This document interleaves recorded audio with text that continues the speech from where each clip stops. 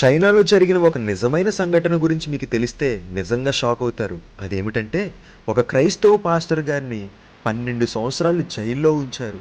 ఆయన పేరేంటంటే pastor Zhang సావోజీ. చైనాలోని Henan ప్రావిన్స్‌లో దేవుని సేవ చేస్తూ చర్చి కోసం భూమిని కొనుగోలు చేసిన తర్వాత ఆయనను అకస్మాత్తుగా అరెస్ట్ చేశారు. 2014లో ఆయనపై చాలా కేసులు మోపి మోసం చేశాడంటూ అనేక ఆరోపణలు పెట్టి 12 సంవత్సరాలు జైలు శిక్ష విధించారు. కానీ చాలామంది విశ్వాసులు చెబుతున్నది ఏమిటంటే, ఈ కేసుకు నిజమైన కారణం సంఘ అభివృద్ధి ఆపడానికి చేసిన ప్రయత్నమే అని చెబుతున్నారు. అంతకాలం జైల్లో ఉన్నప్పటికీ పాస్టర్ జాంగ్ తన విశ్వాసాన్ని మాత్రం ఎప్పుడూ విడిచిపెట్టలేదు. ఆయన ఒకసారి ఇలా చెప్పారంట, జైల్లో ఉన్న ప్రతిరోజు నేను దేవునితో ఉన్నట్టుగానే నాకు అనిపించిందని ఒక మాట చెప్పారంట.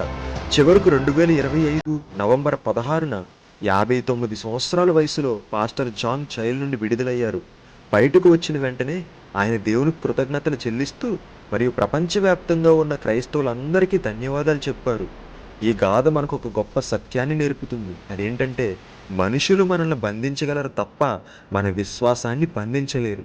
ఎందుకంటే నిజమైన విశ్వాసి ఎలాంటి పరిస్థితుల్లోనైనా దేవుని కోసం నిలబడతాడు.